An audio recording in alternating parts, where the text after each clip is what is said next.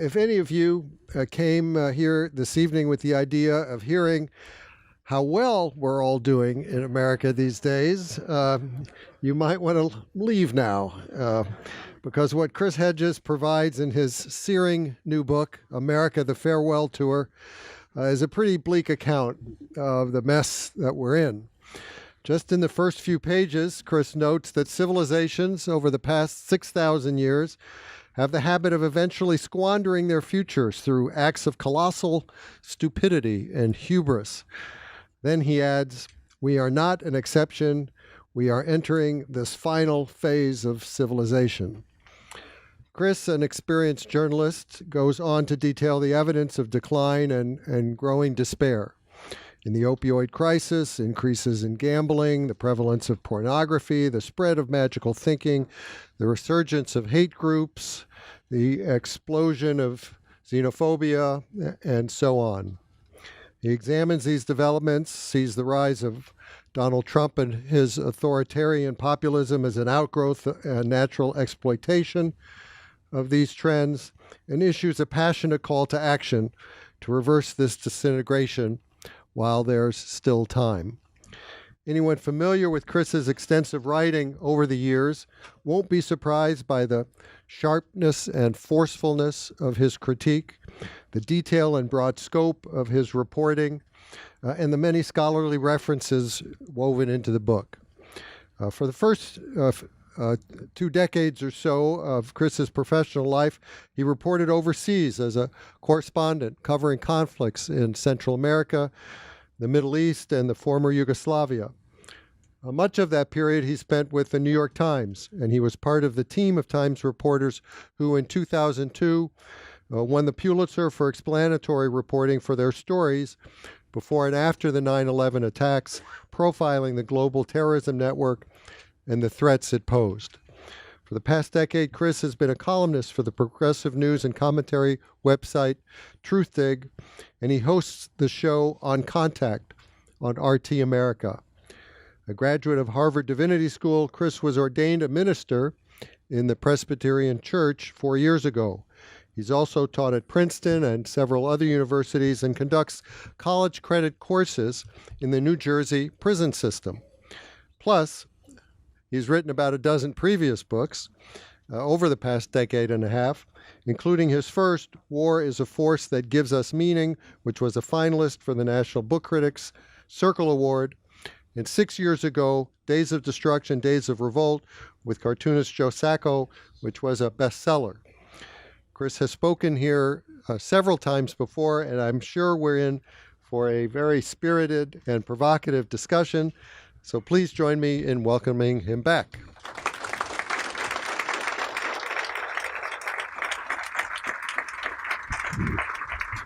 Thank you. So I'm going to speak for about a half hour, and then we'll open it to questions for a half hour. That's the every book that I've written has a kind of template. And for instance, Days of Destruction, Days of Revolt, which I did with the great cartoonist Joe Sacco, one of the finest journalists in America. And if you have not read Footnotes in Gaza, which he spent 6 years on, it's a masterpiece on the Israel-Palestine conflict. I knew it was going to be a rough one to go through, and I actually got up Easter morning before everyone in my house was awake so that it would be still and quiet, and that book just reduced me to tears. That book was really modeled on Let Us Now Praise Famous Men, the great work by James Agee, and the photographs by Walker Evans.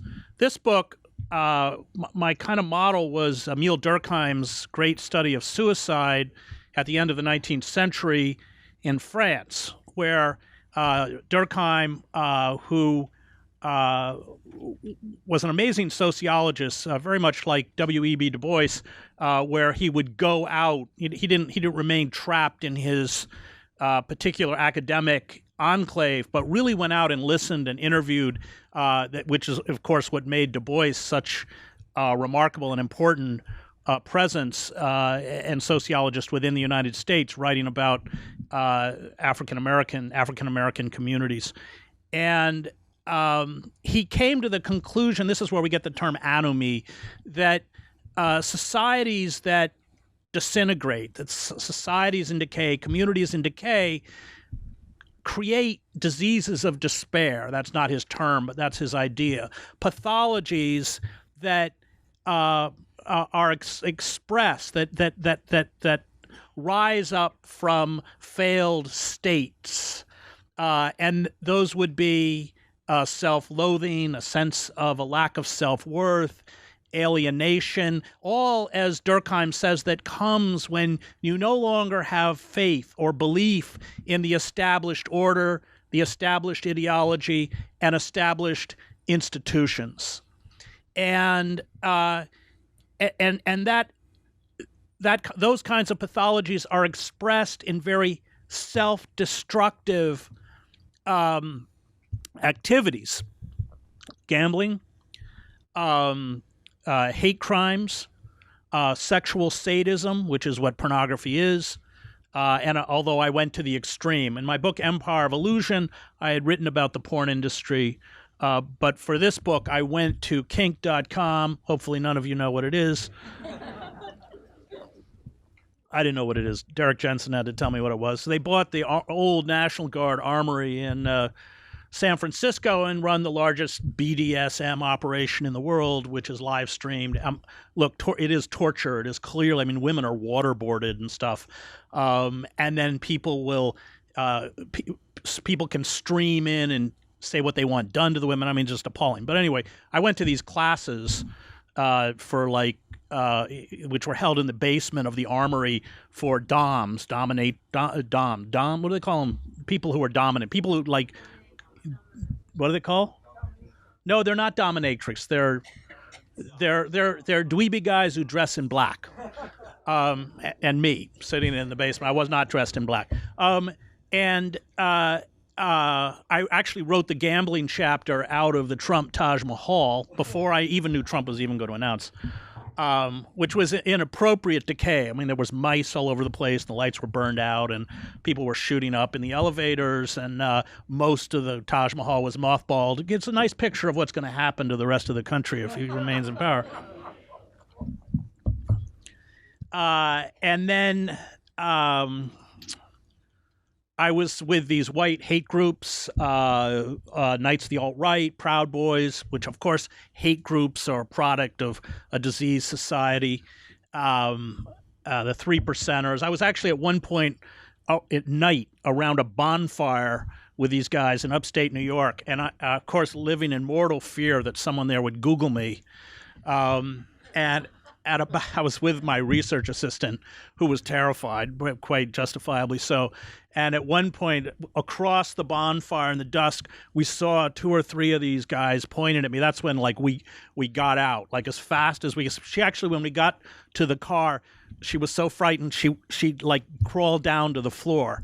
And their counterpart on the left. And I've been very critical, as some of you may know, of the Black Bloc and Antifa for much the same reason. I was in these deindustrialized pockets, Anderson, Indiana. And one of the things I like about, as a writer, I enjoy reporting. I like it because when I go out, it often shatters my own assumptions about what is happening. And it keeps me intellectually honest. So sometimes, I can go into a subject and think that I have a great body of knowledge. I wrote a book on the Christian right, which has become, unfortunately, I think, fairly relevant to our particular political situation. It's called American Fascists, the Christian Right, and the War on America. I was trying to reach out to them. And but I come out of the liberal church. My father was a Presbyterian minister, of course, as you heard. I'm a graduate of Harvard Divinity School, but I didn't really know much about the Christian right, and I went in there with all sorts of assumptions, and I would say even stereotypes about the kinds of people who embrace this form of fundamentalism, which I think is heretical. It's Christian heresy. But I couldn't listen to these stories of dislocation and pain sexual, domestic abuse, struggles with addictions, evictions, bankruptcies, without having it break my heart. And I rewrote the whole book. The first chapter is called Despair. And it drove home to me what despair does. And the great study of one of the great studies of the rise of fascism by Fritz Stern is called The Politics of Cultural Despair. Hannah Arendt, in The Origins of Totalitarianism, holds up despair. Again, I think going back to Durkheim, that sense of worthlessness, that sense, and it propels people into a kind of magical thinking. I also, in the book, was with preppers and survivalists in Utah who have a little food in their bunker and a lot of ammunition. But I think that magical thinking, what anthropologists call it crisis cults, is a natural response to people who are just so overwhelmed by reality that they can't cope. And when I was in Anderson, so Anderson, Indiana used to have most of the big GM plants. And then Clinton gave the gift of NAFTA to the American working class, and GM hightailed it down to Monterrey, Mexico, where they pay workers without any benefits or job security $3 an hour. So your union salary of $25, and if you were a senior level overtime, you could be making $50 an hour. You had benefits. You had a pension plan. You were medically covered. You were in the UAW. You had job security. It's all vanished. And Anderson went into the kind of tailspin that many deindustrialized pockets of the United States went into, with all of the attendant problems, including, of course, the rise of a casino, like this whole idea of economic development through gambling. I watched that try to work in Yugoslavia, and it doesn't come to a good end. The idea that you're going to fill state revenue shortfalls with gambling. I mean, what was fascinating about Anderson is that most of these old UAW workers voted for Bernie Sanders. But when the general election came around, they voted for Trump because they weren't going to vote for Clinton after NAFTA. They were acutely aware, and perhaps their anger was even greater at the Democratic Party than the Republican Party, because it was the Democratic Party that had betrayed them, that had pretended to fight for their interests and their concerns, that continued to use the feel your pain language of traditional liberalism, but had thrust a knife in their back. And that betrayal is very dangerous.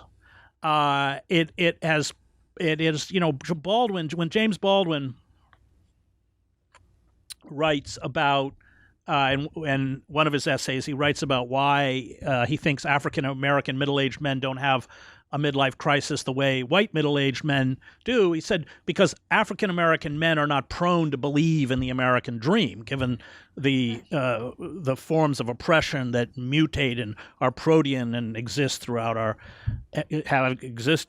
have always existed throughout American history. And I think that there's a certain wisdom in that. That these, of course, the highest, and I write about suicide, the highest percentage of people who commit suicide in this country, which is an epidemic, are middle-aged white men. People who realized that, in fact, the society there is no place for them. That the quote-unquote American dream was a lie. And so what's happened, and it's been a process over a few decades, is that we have undergone what John Ralston Saul calls a coup d'etat in slow motion, a corporate coup d'etat in slow motion. Sheldon Wolin, if you don't know Sheldon Wolin, please read him.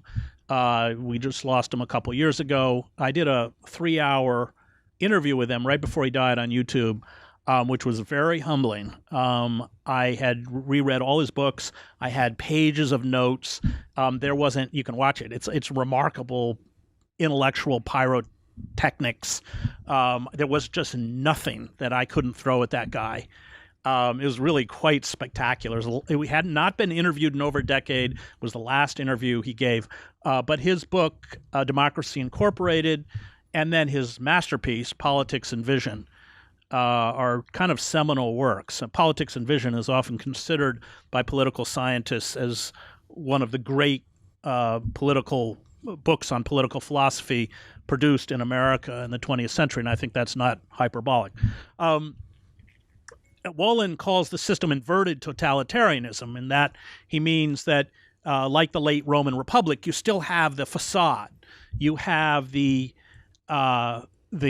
iconography, the language, the institutions of an open society, of a democratic state, but internally, corporations have seized all of the levers of power to render the citizen impotent.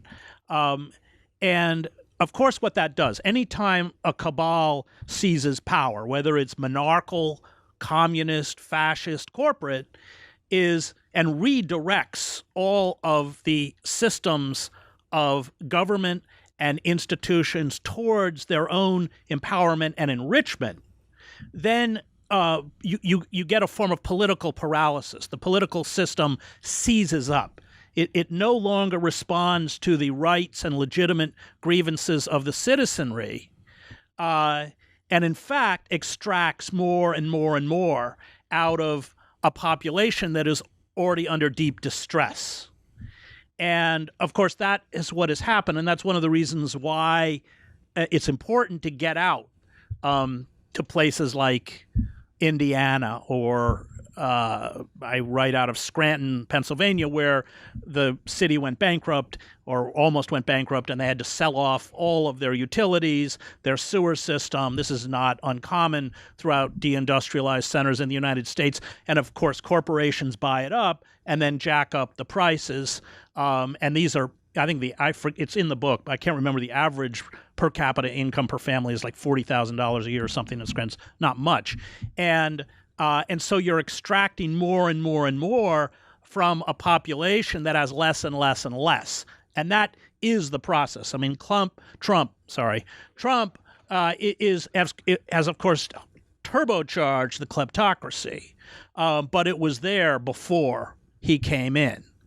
And so what we're facing and what we're producing and what's ahead of us is the inevitable collapse of the American empire. All of the warning signs that have brought down other empires throughout history are flashing red within the American empire. And I'll just tick a few of those off. One is the political paralysis, the inability of the system to address the injustices, the economic deprivation, the loss of rights of the population, and in fact, to make it worse.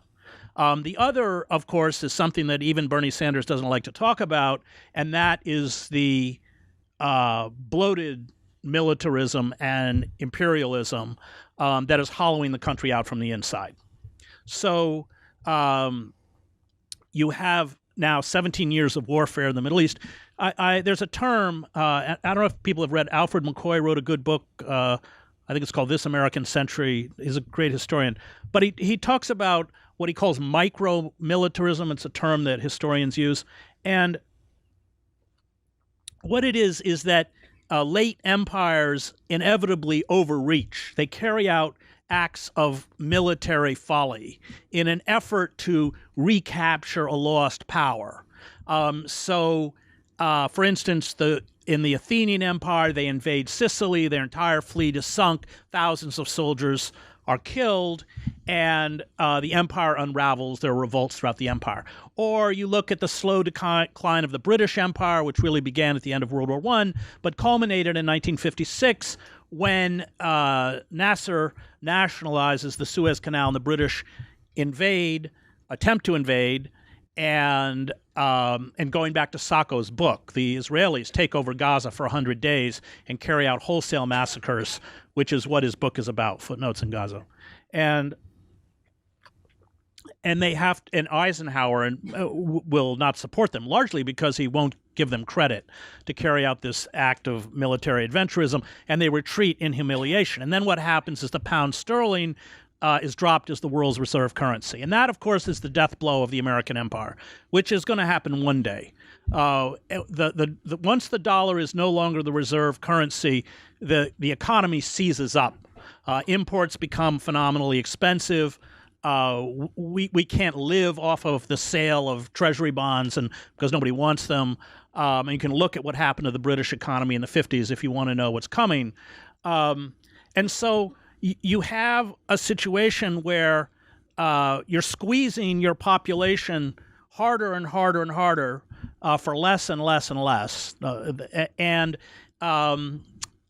this is a characteristic which Joseph Tainer writes about it in his great study, The Collapse of Complex Societies, where he looks at, I think it's 24 different civilizations, but he talks about that final moment when the elites retreat to the equivalent of the Forbidden City or Versailles, or in our country, it's what a writer in the New Yorker called Richistan, which means you fly on private jets and you never have any contact at all with anybody who doesn't make a few $1 million a year.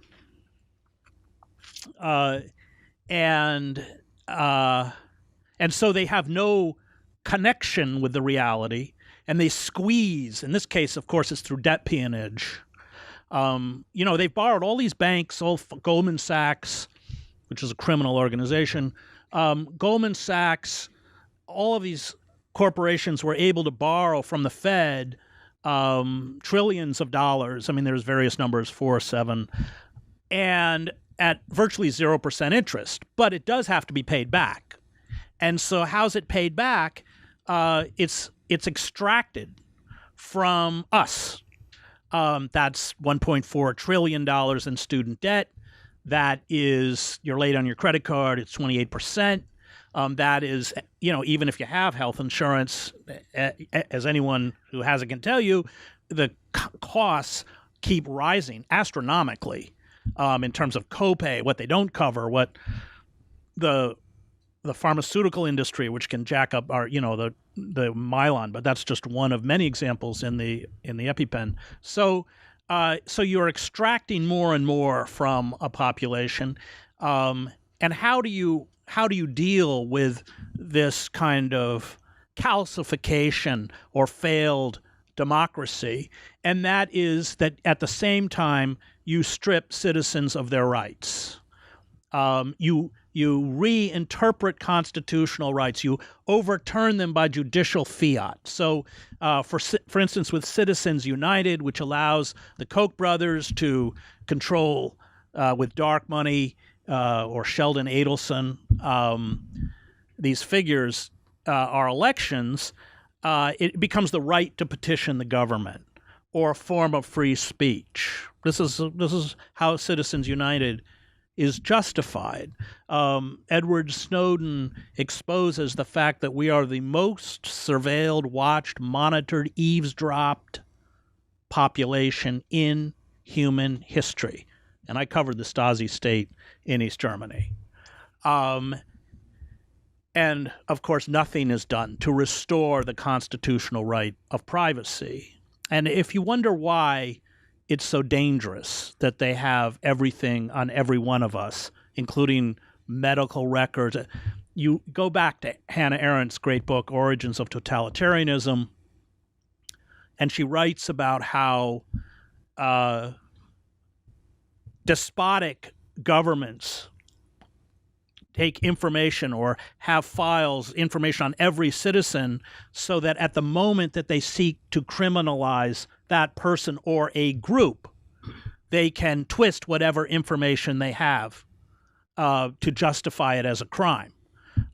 We also have, courtesy of Barack Obama's signing of the 2011 National Defense Authorization Act, Section 1021, which overturns the 1878 Posse Comitatus Act, which had before prohibited the military from acting as a domestic police force. And as some of you may know, I sued Obama in federal court, and to the chagrin of the national security state, won. And the very courageous judge, Catherine Forrest, ruled in our favor and issued a temporary injunction. And within hours of that injunction, lawyers from the NSA had flown up and demanded in the name of national security that she reinstate this act. Now, this act allows the military to seize U.S. citizens strip them of due process and hold them indefinitely in military facilities. And in her opinion, which is worth reading, she said this opens the path for the government to criminalize an entire group of people. And she cites the 110,000 Japanese Americans who were interned in World War II. You militarize police forces, and you create legal and physical mechanisms among the demonized segments of your population, so that at a moment that the country becomes restive, with a flick of a switch, you can impose martial law or tyranny. So in marginal communities, you have already reigns of terror. 94% of the people in our prison system never get a jury trial. They're forced to plea out. And I have taught in prison for 10 years, and the students I have with the longest sentences invariably went to trial, did not commit the crime for which they are charged, went to trial, though many people who are forced to plead guilty didn't commit the crime. And nobody deserves, almost no one in the system deserves the length of sentences or the conditions they're held under. And they get the longest sentences because it's a message sent to everyone else, which is basically don't try this. I mean, they won't peel off the charges. And that's how a plea works. They stack all sorts of charges. Even they know you didn't do it. I mean, they love to put kidnapping on, no matter what you did, because it's 25 years. So, and it will go back to Arendt. So Arendt writes about, she herself is expelled from Germany, stripped of her German citizenship, finds herself in France. And she writes about the plight of the stateless. And she said, once you create a mechanism within your society whereby for a segment of that society, rights become privileges. And we see it with what's happening to undocumented people around us. Then you have the infrastructure and the legal tools so that those privileges can be taken away from everyone. And let's be very clear, just to conclude, that our corporate masters will stop at nothing if they feel that their profits are being impeded. And the great example of that, and I was out there, is Standing Rock. So here you had a nonviolent protest by water protectors to safeguard their own, not only their water, but their land. And the response of the state, and this was under Obama, was incredibly violent. So over 700 arrests, the use of attack dogs. We're all talking about nonviolent protesters. Sub-freezing temperatures, you're using water cannons laced with pepper spray against people. Constant infiltration. And this is something that I keep telling the kids who I loved in Zuccotti they weren't quite aware of, the extent to which the state is able to monitor and infiltrate. Although there were moments in Zuccotti when it was out of a Doonesbury cartoon, because some guy who clearly lifted weights and was in his 30s would show up in a baseball cap and tell everyone he was at Reed College, but he forgot his ID card. And the question was always the same. After a little chit chat, he goes, "So, who are the leaders?" That was always, and I mean, the power of Occupy was that everything was transparent. We're not going to win this game unless we're transparent. And it gets the whole issue if somebody wants to ask about nonviolence, which is the only way we're going to win this game. And so I remember one of these cops went to the head of there was a medical tent in there, and said to the woman running the medical tent, so eventually came out, "So who are the leaders?" And she goes, "I am." He goes, "Oh, really?" He goes, "Well, what's your title?" She goes, "God." But what's not funny is that because these activists were using electronic media, digital communication, they knew who was important. And under Obama, coordinated national effort, they shut down Occupy, which for me was one of the great tragedies of our time. Because if the state had responded rationally to the very moderate demands of the Occupy movement, forgiving student debt, universal health care, a jobs program, especially targeted at people under the age of 25. It would have actually gone a long way to ameliorating the pressure, which has now only gotten worse. But unfortunately, the state did not respond rationally. I know I'm a little over, but just let me close by talking about Trump. Trump is the symptom. He's not the disease. And I watched this same kind of political deformity and deterioration in Yugoslavia. And you can go back and look at Weimar. Eric Vogelin writes about it in Hitler and the Germans, where he talks about how, this idea that Hitler mesmerized or hypnotized is ridiculous. What it tapped into was a kind of inchoate rage and frustration and sense of betrayal, because after the 1929 crash, the socialist government, the Social Democrats under Ebert in Weimar, imposed the same kinds of programs of austerity that were pushed on him by the banks. So they even suspended, if you can believe it, unemployment insurance. People couldn't even get unemployment insurance. And the Nazis were in 28 were polling in the single digits after the crash, of course, and the policy of austerity, and then it gets into the whole. We can go back to Rosa Luxemburg and the Freikorps and all that. But the people embraced these figures who were. Everybody knew they were buffoonish in the same way that everyone knows Trump is buffoonish, as the same way that everybody knew Radovan Karadzic or Slobodan Milosevic or Franjo Tuđman were buffoonish, because of the anger at the system. And my fear, as I watch the Democratic Party and the mainstream commercial media, is that they don't get it. They continue to play this reality show game. Did Russia try and interfere? Well, yeah, probably. But Trump is not a product of Russian interference. Trump is a product of grotesque social inequality. And of course, the Democratic Party doesn't want to address that issue because they are an appendage of corporate power. Yes, they're not they are on the spectrum of corporate power that doesn't want to be identified as a racist or a xenophobe or a homophobe. But they do nothing to halt the cannibalization of corporations, and of course that a part of that is the wars that we are waging. It makes no sense to remain. The Taliban now controls more territory in Afghanistan than they did when we went in. So why are we still there? Well, I mean, look at the stock prices of Raytheon, Halliburton. A cruise missile costs what, $1.1 million? Let's drop 50 of them on Libya.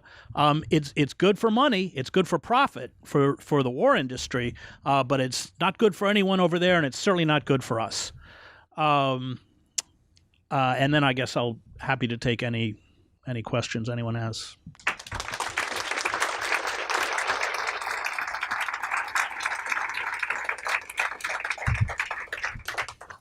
And I agree with you for the most part. It's very depressing, and you didn't even mention climate change. No, I didn't. It's in the book. That's the pick-me-up chapter. But I think I'm older than you, and yes, the empires have collapsed, but this happened very quickly. Within the scope of my lifetime. I was born in the 40s. I grew up in the 50s in Massachusetts, and the country was on a roll. Not everyone, not the blacks in the South. I didn't know about it.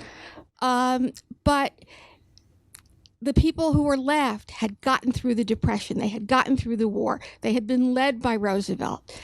And we felt that progress was just inevitable. And in the 60s, because the country was doing so well, it seemed okay to open things up. My late husband was at the EEOC. The whole idea was to be more inclusive. And it all sort of began to turn in 1980, or in the 70s with Nixon, in 1980 with Ronald Reagan and Milton Friedman, which gave you this corporate culture. But it's happened so fast that I don't see why it can't still be turned around. Okay, I mean, it's a good question. It started actually earlier, because it started with, I mean, you had the collapse of capitalism in the 1930s. Right. Roosevelt was a product of the radical movements. The Communist Party, we've kind of erased the Communist Party from American history. I'm not a communist, but they, the whole sit-ins that Martin Luther King used, Ruskin was aware of this. They'd been used in the 1920s by the Communist Party, and that's why Paul Robeson or W.E. Du Bois joined the Communist Party, because even the socialists under Debs were hostile to African Americans, and so Roosevelt astutely understood. I mean, Roosevelt said that his greatest achievement was that he saved capitalism. Right. And he understood that if the private sector didn't create jobs for American citizens, given the unemployment, good jobs, we better create jobs. So he created 12-minute jobs. If elderly people are literally starving or malnourished in their apartments, then we better create Social Security. And the corporate oligarchs made two fatal mistakes. One, they went after the radicals. They recreated the Red Scares of the 1920s in the 1950s. Right. And Ellen Schrecker has written two very fine books on this. And you forget how pervasive that purging was. And we're not talking about necessarily communists. We're talking about anybody with a social conscience. So the FBI was going into high schools with a list. This is in Schrecker's book, saying him, her, out. No evidence, nothing. And they're blacklisted. The assault on journalism, that's how I.F. Stone ends up in his basement, writing I.F. Stone's Weekly. The assault on Hollywood, on entertainment. So that began to destroy the popular radical movements, which, as Zinn points out, were the forces that opened up our democracy. We have a closed system. Every time I hear about the deification of the founding fathers, I just want to fall over. These people were racist. They supported the genocide. I mean, read what they wrote about eradicating the Indians. Washington was the wealthiest man in the United States. They were misogynists, on and on and on. And we paid for it with blood. We had the bloodiest labor wars of any industrialized country. So they went after the radical movements, then they went after the liberal class. And I wrote a book on it called Death of the Liberal Class, where, and as Chomsky points out, I told Noam for Death of the Liberal Class, everything I learned about the liberal class, I learned from Noam Chomsky, so I should have put by Chris Hedges and Noam Chomsky, except I didn't get his permission to do it. As Chomsky points out, the liberal class was never designed to be the political left. It was designed to be the safety valve, what Karl Popper writes about in the Enemies of the Open Society. It was designed to ameliorate, to adjust the system the way Roosevelt did. And so they eviscerated the liberal establishment, and then we got the great traitor of liberalism, Bill Clinton, who really sold American people down the river. And we can just tick it off. NAFTA, the greatest betrayal of working men and women since the Taft-Hartley Act. Deregulating the FCC so these troglodytes from Clear Channel and Fox News can consolidate control. We have about 6 corporations or 5 control 90% of what people listen to. It's indoctrinated crap. Talk about it's fake news. I mean, real fake news. He passes the 94 Omnibus Crime Bill, so the prison population explodes from 700,000. He destroys Glass-Steagall. He destroys welfare, and 70% of the original recipients in the old welfare program were children. And every time I heard Hillary Clinton talk about her concern for mothers. So, and Obama wasn't any better, but that's another story. So that we created this. It was a gradual process, and in that process, we deindustrialized. So, as Charles Mayer, the Harvard historian, says, by the 1970s, we had shifted from an empire of production to an empire of consumption, meaning that we were borrowing to maintain both a lifestyle and a military we could no longer afford, and now we're paying for it. And that's a long answer. Go ahead. Thank you. I agree with every word that you've spoken tonight. But I want to pick up with what that lady said at the very end. We must not get defeatist. We have to think that there is a way out of this. And to describe it is very important, but we have to start structuring our thought. I mean, for example, many people are in the system. So there, there is a leverage of people to change their minds, to change the philosophy. And I'd like you to speak a little bit about that, because I don't want us to get so down that we really think we can't get out of it. This gets to the whole issue of hope. I come out of war. I spent 20 years covering war. I don't share the culture's mania for hope. I covered very bleak situations. I was in Sarajevo during the war.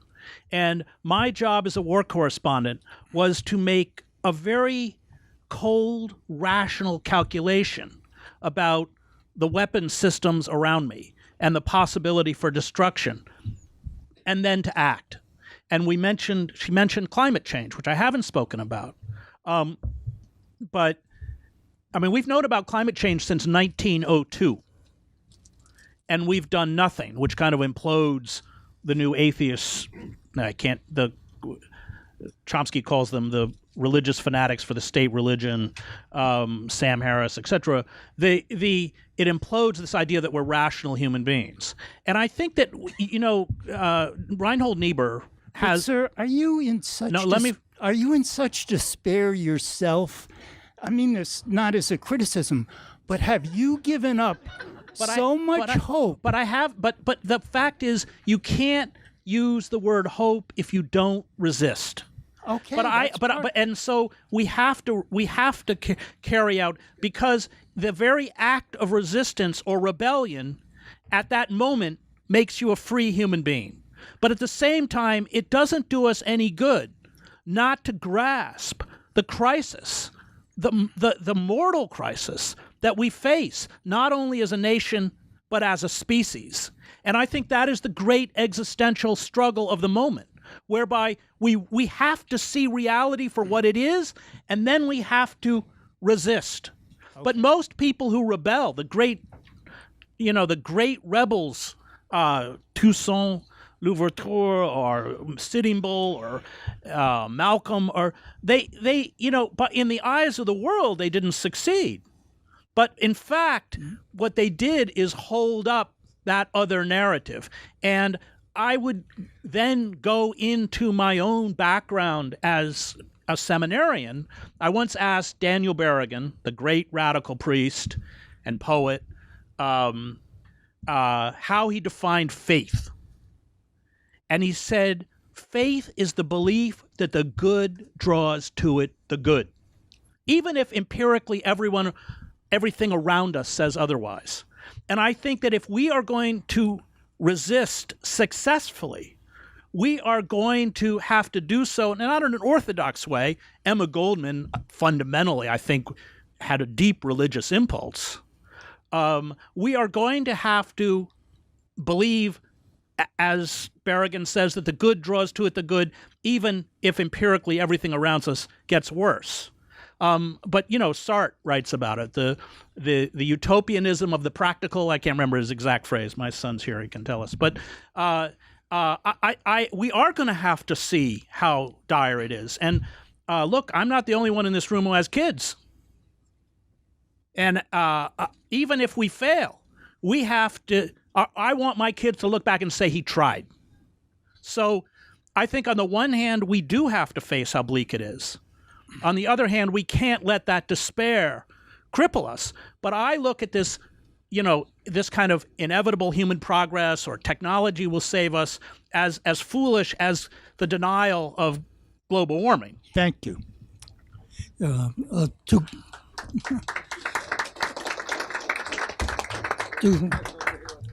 Two quick questions. If Trump, for a chance, is impeached, do you feel that the backlash could result in armed civil strife? And the second question is, you were on RT, and I do watch RT from time to time. I think they have some interesting programming, but I do feel a little one-sided. I was wondering, what is your experience with RT? Okay, well, in terms of Trump, Chomsky, let's go back to Noam Chomsky, and Chomsky says correctly that if we lose Trump and get Pence, it's going to be worse. Why? Because, and that's why I mentioned my book on the Christian right. The Trump has no ideology. It's an ideological vacuum. He doesn't, I mean, as far as I can tell, he's in the early stages of dementia. It certainly appears that way. Ronald Reagan had it, but they covered it up a little better. What he is filling that vacuum with is the fascist ideology of the Christian right. And if you think it's not fascist, flick on the TV and watch Sarah Sanders, who lies like the day is long and then tells you what a great Christian she is. I'll come back another time and talk about the Christian right, but let me just say at its core, it's about hate at its core. It's a very frightening movement. It has all the hallmarks of a totalitarian movement, and it has fused the Christian religion with the state, which the German Christian Church did. As far as RT, excuse me, you didn't quite answer the question. The question was, if he's impeached, will there be civil strife? Well, yeah, but I'm saying that one, it'll be worse, and I'm not sure that there will be civil strife because they will have Pence.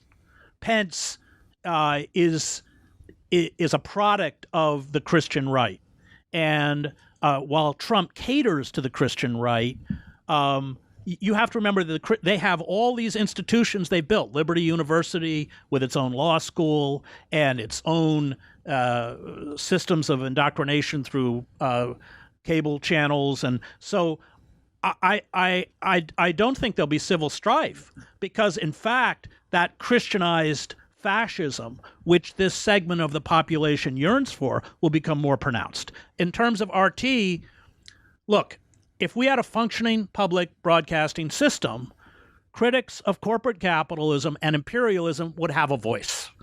But PBS in particular is a wholly owned subsidiary of the Koch brothers. And the destruction of public broadcasting, in the 60s, you could watch Baldwin, Malcolm, they were all on Zinn, Chomsky. It's vanished. And so critics such as myself are being pushed to the margins, not only of the electronic media landscape, but the internet. Now they've imposed all these algorithms in the name of fake news, of course, prop or not. Thank you, the Washington Post, this anonymous site that listed us as tools of Russia. I write for TruthDig, but all of the sites that reprint my stuff, Common Dreams, Counterpunch, they've all been targeted, and Alternet. So you get what they call impressions. So before they imposed the algorithms, if you typed in imperialism, and I had written an article recently on imperialism, it would come up. Now it doesn't. Now we charted it in TruthDig. The impressions have fallen in the last year from over 700,000 to below 200,000 as they perfect the algorithm. Alternet's traffic has fallen by 63%. World Socialist website. Then we have to add net neutrality, and the question is why? The reason is because nobody is buying this neoliberal crap, this ideology, read David Harvey's book on neoliberalism, that has just been a kind of ideological veneer for unadulterated greed by the 1%. What was your experience, though? Well, my experience is that they allow me to express these views. Remember, I covered Eastern Europe. So if you wanted to hear Václav Havel, the only place you were going to hear Havel was Voice of America. Havel didn't support American imperialism or the U.S. war, but that was the only space that he had. And critics such as my Noam's completely blacked out. Nader, I mean, these people are just blacked out. And that's the goal. And once we throw in net neutrality, on the goal is to create tiers on the internet so that these left-wing sites become harder and harder to access. Go ahead. So with our mainstream media increasingly corporatized and spewing out false narratives, with no one speaking up about the fate of people like Julian Assange, with no one talking about what Edward Snowden tried to warn us about, and with Google and Yahoo shutting down websites and deplatforming controversial sources every day, how can we possibly extricate ourselves from this situation without any broad voice? I mean, there's no kind of anything we can turn to. Okay, so it's not like there aren't huge segments of the population that are conscious. I mean, you see the group here tonight. There are people who are conscious, and they know they're being lied to. And in the let's go back to the Stasi state of East Germany or the old Czech Republic, both of which I covered the Velvet Revolution. So what was amazing was how conscious people were, even with the imposition of the iron control of information. So when the Velvet Revolution took place, everyone knew that Havel, and the interesting about Havel, I was in the Magic Lantern Theater with him every night in Prague. The interesting thing about Havel is that he wasn't charismatic. He wasn't a particularly good speaker, but they knew he wasn't going to sell them out. He had the moral authority. And I've told this story, but I'll tell it again. There is, and fear will make people quiet, but they know. And so that whole winter, there were posters all over Prague of Jan Palach, who had a Charles University student who, to protest the 1968 Soviet invasion, had gone to Wenceslas Square, lit himself on fire, 4 days later died of his burns. His funeral which attracted hundreds of people, mostly students, was never broadcast by state media or covered. His grave became a shrine. They exhumed his remains, cremated his remains, gave them to his mother, said she couldn't bury them. That winter, his poster was everywhere. When the communist government fell, 10,000 people marched to Red Army Square and renamed it Jan Palach Square. Marta Kubasheva, the great singer, sang the Prayer for Marta, the anthem of defiance that was broadcast on the airwaves as the Soviet tanks rolled in. After the overthrow of Dubček and the imposition of the pro-Soviet government, her recording stock is destroyed. She's banned from the airwaves. Between 1968 and 1989, she works at an assembly line at a toy factory. I was in Wenceslas Square. She walked out on the balcony. She began to sing the Prayer for Marta, and every Czech in that crowd knew every word. That is the power of resistance, what Auden calls the ironic point of light that flashes out wherever the just exchange their messages. And that's why tyrants and despots are terrified of the truth, because people see it. People feel it. And there's more people out there that, you're right. And they are trying to shut it down. But the lies are now so egregious and so transparent that, a marginal critic such as myself suddenly becomes a threat because that truth is a threat. And so totalitarian systems are quite effective and the corporate state is quite effective at controlling the message. But I just traveled all over the country for this book. I can tell you people are far more conscious. But with the internet completely in the power of these corporations and knowing everything about us and using it against us, how can that wasn't around in 1969? And this is what we face today. How can we overcome that? And in a way that paralleled your experience in your as despotic regimes deteriorate, they force resistance to create parallel systems.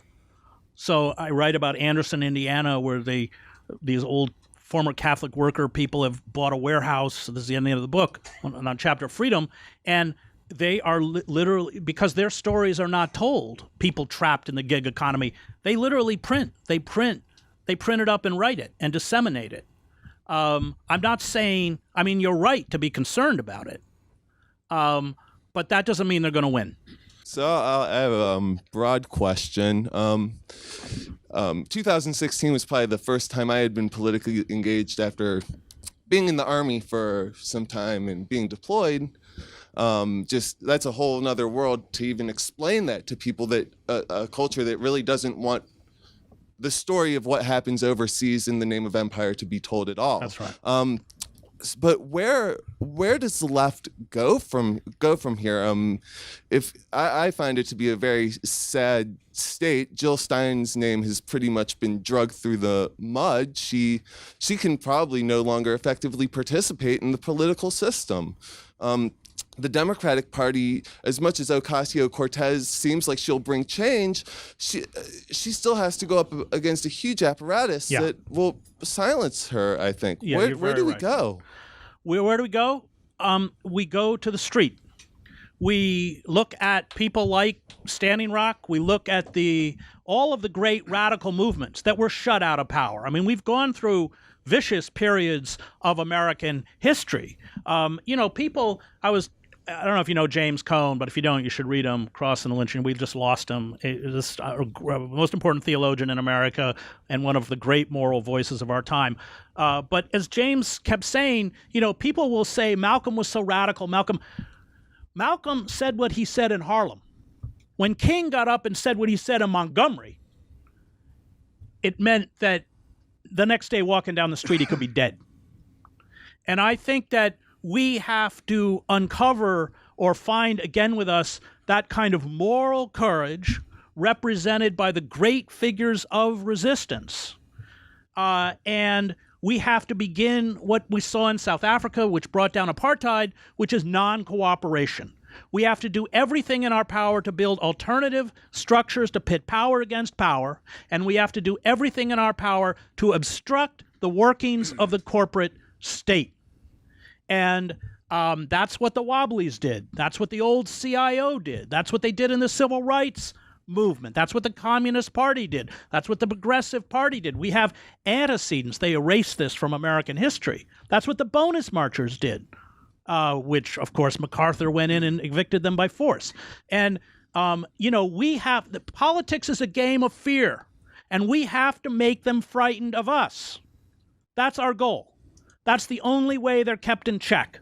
So there's a passage in Kissinger's memoirs, which hopefully is not being sold in this bookstore. Do not go buy it. It's 1971. Tens of thousands of anti-war protesters around the White House. Nixon has put empty city buses end to end around the White House as barricades, and he's standing at the window looking out, wringing his hands next to Kissinger, going, Henry, they're going to break through the barricades and get us. It's our job to make people in power feel fear. That's our job. And until we do that, and believe me, I have relatives who are on Wall Street, and Zuccotti, which was absolutely did not pose any physical threat to these predators on Wall Street, they were terrified.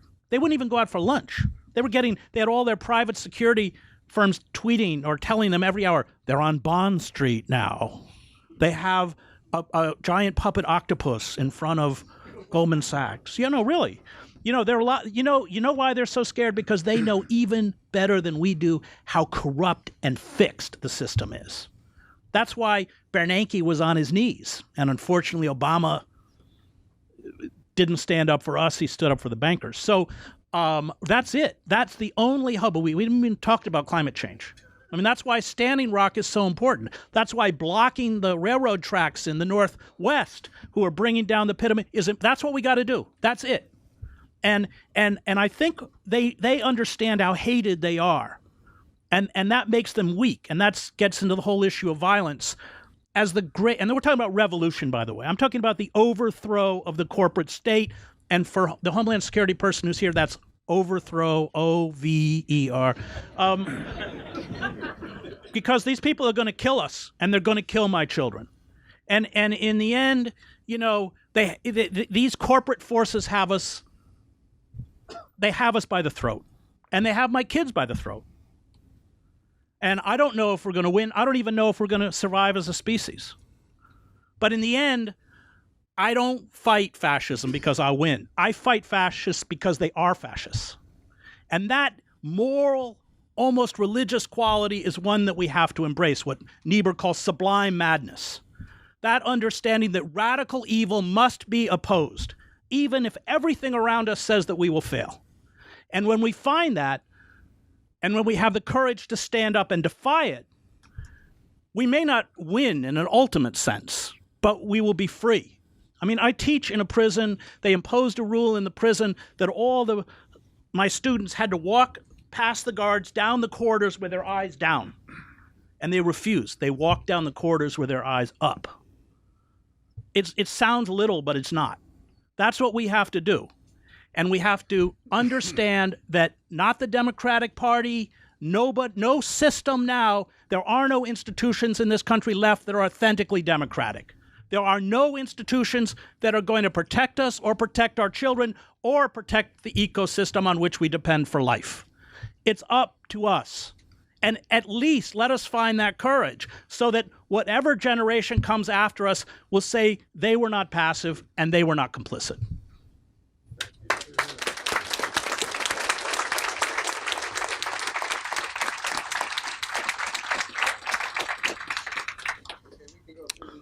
As a fundamentalist say on profit, I thank you, Mr. Calling. But that's why I came here tonight, was to get the answer on dealing with despair. And your latest article, by the way, in Truth Dig, is about climate change. Yeah. And you go all the way to the wall, basically implying that no matter what we do, we're going to lose this battle. And that's, I would like you to do an article in Truth Dig about what you said tonight, because I've never heard you say all this stuff before. So I have said it before, but I think the point is, I mean, if we take the climate, the global warming, I mean, just a factual understanding. I mean, even if we stop all carbon emissions today, we are still going to be dealing with catastrophic effects of climate change. And of course, under the Trump administration, they're rolling back whatever TPID reforms they have.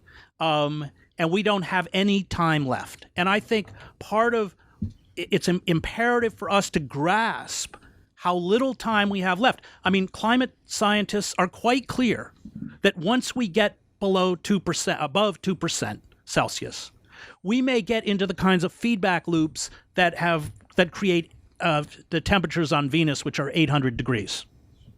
And it rains sulfuric acid. That's where we are, and there is no serious climate scientist that disputes that. And yet, I think I talk about the mania for hope. I think if we understood the emergency that we're in, we might begin to react. But of course it fills me. I mean, my youngest son his favorite book is Out of the Blue, so it's like narwhals. And I'm thinking it may very well and probably will be that in your lifetime, single one of those species doesn't exist. And I think that when we understand how precarious our situation is and stop fooling ourselves, we will react. And it goes back to that sublime madness.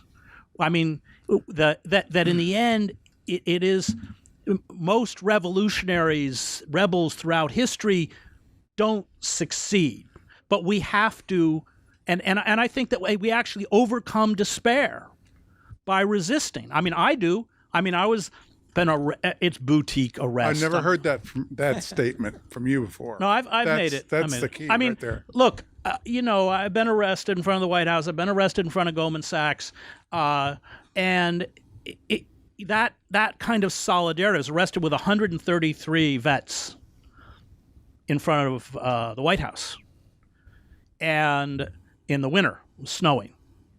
And so it was Vietnam vets, Iraqi war vets, Afghan vets, and it was, it was a religious experience. It was so moving. These people knew the horror of war, the poison of militarism. And when it came time to walk to the White House fence and get arrested, it's on YouTube. Somebody's beating a drum. That's it. Nobody speaks. In fact, most of the people in the crowd are crying. And when you sit home alone, when you attempt as an individual to cope with the profound despair that we all must feel, it will conquer you. But when you build relationships, and not electronically, but the way relationships can only be built, and that is person to person. When you build community, and when you carry out acts of resistance, that act of resistance is the best antidote to despair. Thank you.